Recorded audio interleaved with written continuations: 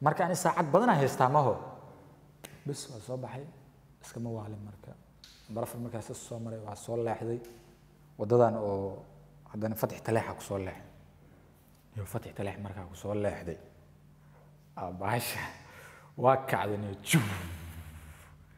aniga marka xaq amal ku dhacay mar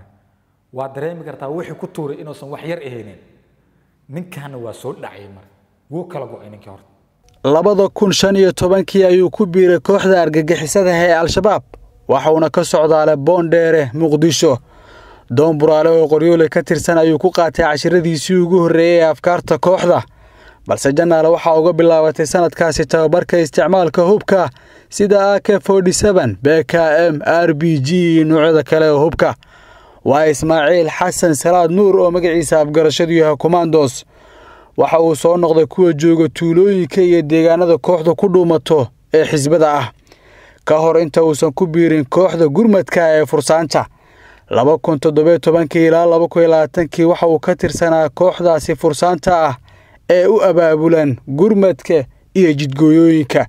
Hiiraan iyo Shabeellada Hoose gaar ahaan Toorotoro Janaale Buulaburde iyo Beledweyne kooxa carqaladeed ayuu ku qornaa Commandos intii uu ka tirsanaa kooxda argagixisada ah waxa laga dhex faquuqay kooxda heebta uu ka dhashay darteed waana meesha ay uga baxday jaceylow ayaama uu la jiifay jaceylkii uu ku waayay sinjigiisa awgii kalsooni macnaha labada qof markay kalsooni isku qabaan wax iska ma qarsanayaan moogtahay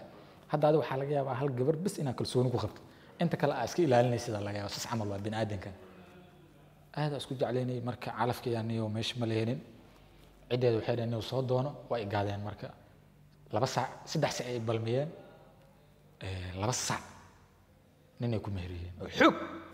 gabadhii marka waxa la saaxiibka ku soo doonaa lagu sheekeynina lagu meheriyay ee qaraabi ay ahaayeen waa la xirxiray qoftan dhowr maalin waardiya laga qabtay maray soo baxsatay xataa waa la soo qabtay waa laga soo daba baxay si walba waa la garaacay ninkii waa loo geeyay xog sidii marka dambe waa qalbigeeda iska dejisay anigana marka xaggaas jiray duurkaaba aaday jaceyl waa leeyahay markaas bil iyo 20 bir waajif jaceyl ay qabtay markaas markii Commandoska ay ugu dhigi doonto waa jaceyl qof adiga aad jeclaa jirta hadii laga guurso maxaa dareemaysaa cabsi ku galaysa moogtaa wallahi waxa leedahay qoftaas waaba laga qaatay si ay yeelaysid malaha leedahay marka xariifaaba qaatay ma fahmin 2020 wixii ka dambeeyay kooxda ayaa u aragtay inuu hadal iyo sheeko barayo wiilasha ay duurka ku hayaan laakiin waxa la isla qaatay in xamar ay u baahan tahay baashaalkiisa waxa ay kooxdu u garatay in la keeno Muqdisho mooto bajaaj ayaa loo gaday laguna baray weydo wadisteeda waxa markaasi wixii ka dambeeyay kooxda uga shaqeeyay soo gelista qaraxyada kala gudbinta hubka iyo agabyada kale ee kooxda kaga baahan tahay Muqdisho wixii fududaa ee hub flash iyo dad uu soo qaadaba Agosto waxa X control afgooyo looga soo raray qaraxyo jawaana ah iyo 4 AK47 ujeedku waxa waa in afarta darjiino uu tago saacad kadib markii alaabta uu la soo wareego oo ahayd 3 galabnimo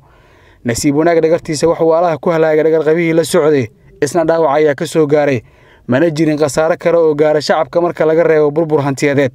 ciidamada amniga ayaa gacanta ku dhigay Agosto 5 sanadkan